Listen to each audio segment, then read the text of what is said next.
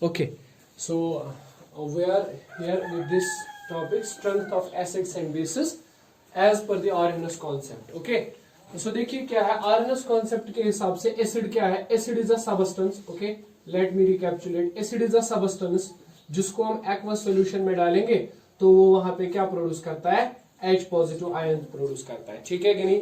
वो वहां पे प्रोटॉन्स को प्रोड्यूस करता है. ओके, या आपने देखा वो प्रोटॉन्स के बगैर H3O पॉजिटिव आप लिख सकते हो, ठीक है. Anyways it generates H positive और H3O पॉजिटिव, ठीक है. So as per this concept acid कब ज्यादा स्ट्रॉन्ग होता है?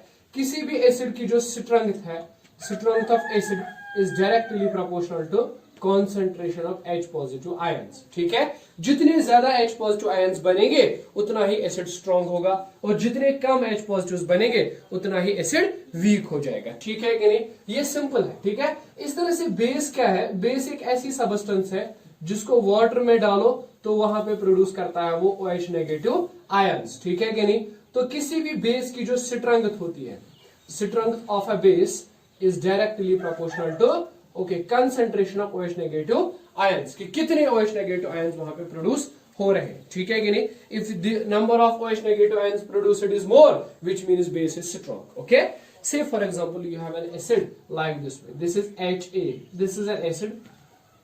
इसको आपने वाटर में डाला तो यहां पे क्या होता है? इस तरह से it produces H positive and there some A negative.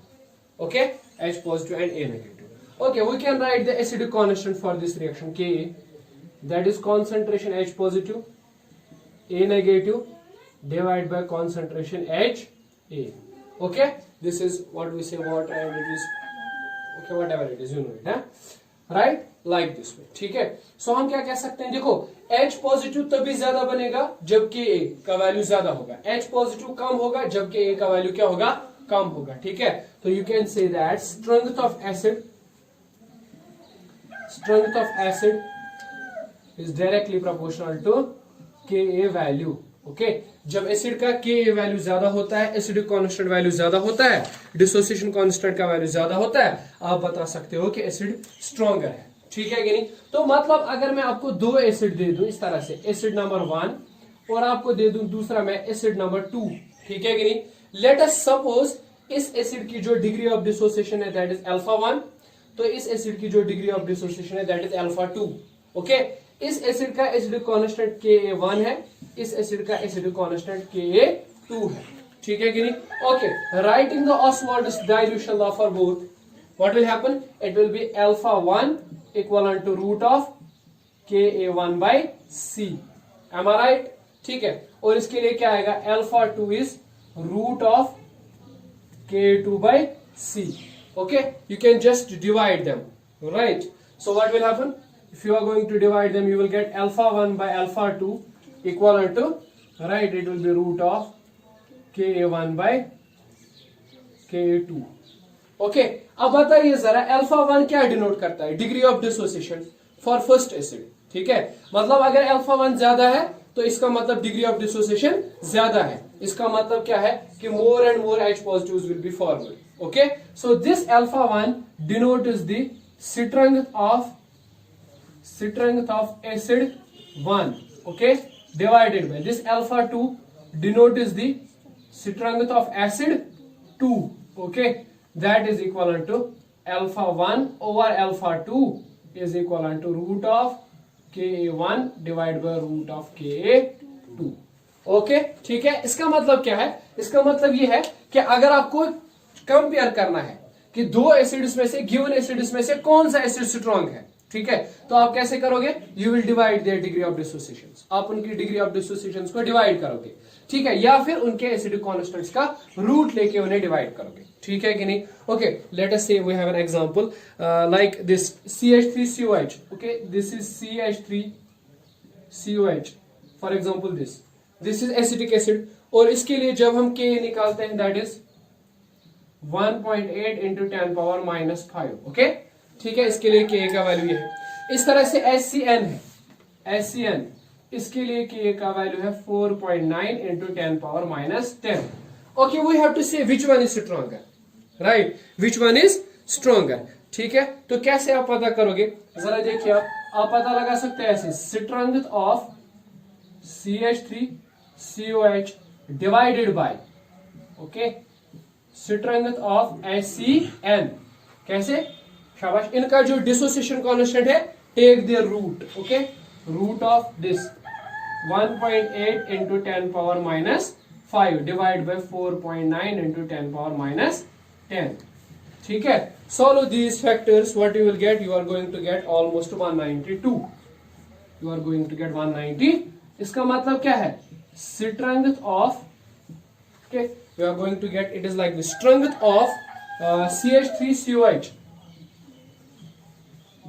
is 192 times strength of HCN, okay, which means that CH3COH is a really strong acid in comparison to HCN, okay। so जब भी आपको दो एसिड्स की strength को compare करना होगा, how will you do that?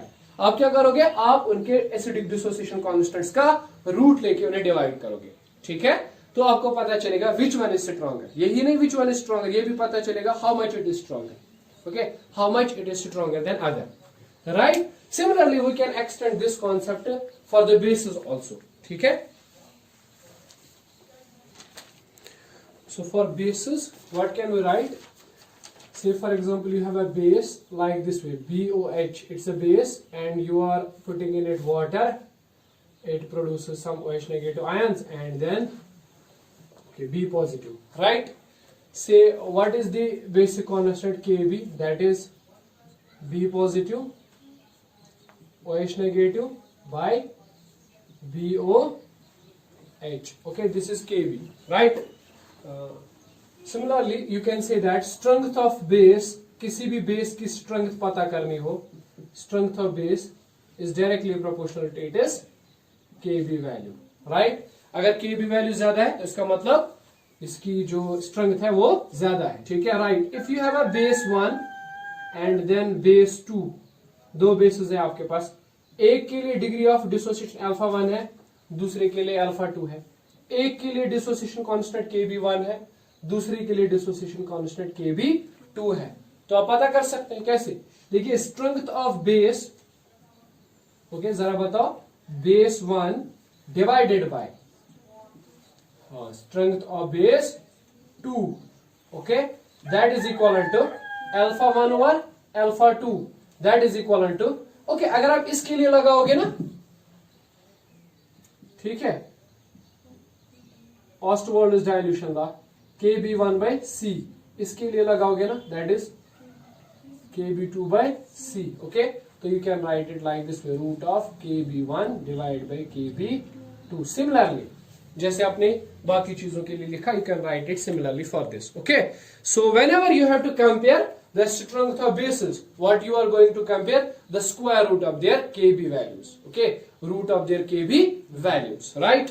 No एक चीज यहां पे मैं आपको कहूंगा, जिनको हम लोग कहते हैं पॉलीप्रोटिक एसिड्स, ठीक है, या polyprotic acids. What are polyprotic acids? Polyprotic acids, polyprotic acids, polyprotic acids उन एसिड्स को कहते हैं जिनके पास एक से ज्यादा प्रोटॉन होता है, जो डोनेट कर सकते हैं एक से ज्यादा प्रोटॉन्स को, ठीक है, they can donate more than 1 proton, right. इनके ये डोनेट कर सकते हैं एक से ज्यादा प्रोटॉन इन स्टेप्स, और वो भी एक साथ नहीं बल्कि in steps. Like you have H2SO4, now it has 2 protons, it can donate them. H2SO4 has 2 protons, it can donate them, so it's a polyprotic acid. Similarly you have this H2CO3 carbonic acid, right? H2CO3 is a carbonic acid, it is diprotic, it has 2 protons. Similarly you have oxalic acid. What is oxalic acid?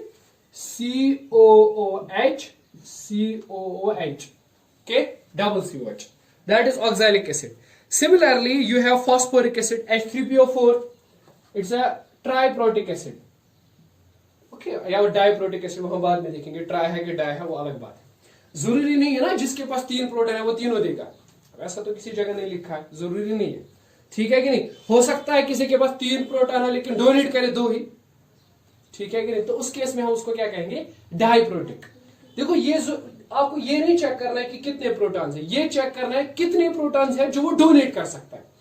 Donate more than 1 protons. I have written that it donates more than 1 protons whatever the number of protons it has.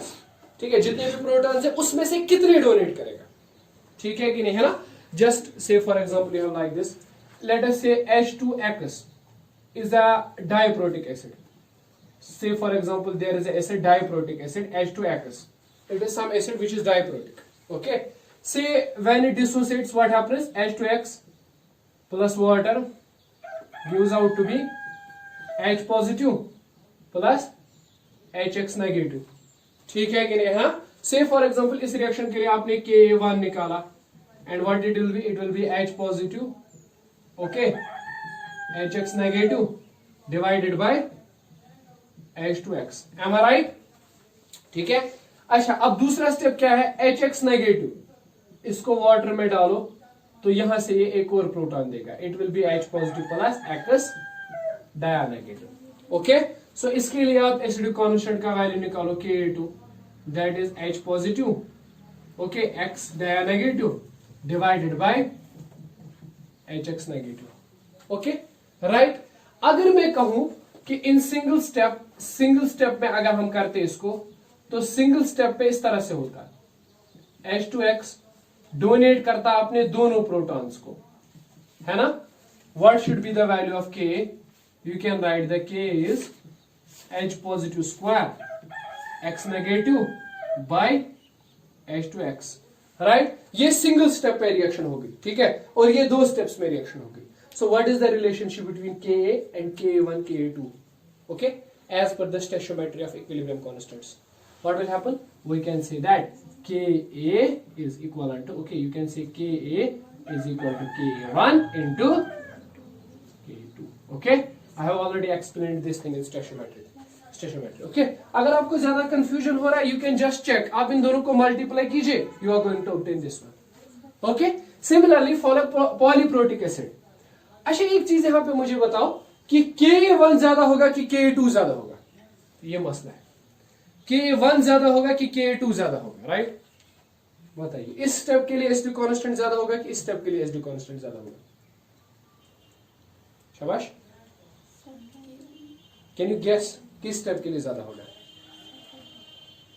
I am writing it obviously here. K1 will be greater than K2. Now tell me why. K1 ज्यादा होगा क्योंकि देखिए यहां पे ये neutral molecule है. Neutral molecule से proton को बाहर निकालना है, इजी रहेगा बाहर निकालना. लेकिन ये चार्ज्ड स्पीशीज है, नेगेटिव है, ये इजीली आपको प्रोटॉन नहीं देगा. ठीक है कि नहीं. आप इससे इजीली प्रोटॉन को नहीं निकाल सकते इस वाले से, because it's a charged species, right. ये इजीली आपको प्रोटॉन्स नहीं देगा. वाइल एज H2X एक न्यूट्रल स्पीशीज, ये आराम से आपको प्रोटॉन देगा. ठीक है. सो अगर ये प्रोटॉन इजीली देगा तो यहाँ पे प्रोटॉन ज्यादा होंगे. ठीक है, तो Ka का वैल्यू ज्यादा होगा. दूसरे स्टेप पे ये प्रोटॉन नहीं देगा. ठीक है, तो यहाँ पे H पॉजिटिव का वैल्यू कम होगा तो Ka2 कम होगा. है कि नहीं, है ना. ठीक, because we can write it because it is easy to donate H positives from by what? H2X then by HX negative. Okay, similarly if you have a triprotic acid H3X, you can write Ka equivalent to Ka1 multiplied by Ka2 into Ka3. Okay, इस तरह से आप बता सकते हो, right? So you can write just for different values of what this K is. Okay, अगर आपको कोई पॉलीप्रोटिक एसिड है, सिंगल नहीं है, सिंपली कोई एसिड नहीं, पॉलीप्रोटिक एसिड है. ठीक है, this concept can be extended up to basis also. ठीक है, सिमिलरली आप लिख सकते हो किसी भी बेस के लिए Kb का वैल्यू होगा Kb1 multiplied by Kb2 multiplied by Kb3 dash dash dash, and obviously Kb1 will be greater than Kb2 will be greater than Kb3 dash dash dash. Why? You know that पहले step पे neutral species donate करेगी तो easy होगा. दूसरे step से charged species donate करना start करेंगी, proton या OH negative, so it will be difficult. Okay, so from this concept actual में the crux of this concept is it is K or Kb value which determines the strength of acid or base. Okay असल में सारा खेल जो है के और के बी का ही है, ठीक है, is that clear? Okay, you write down this.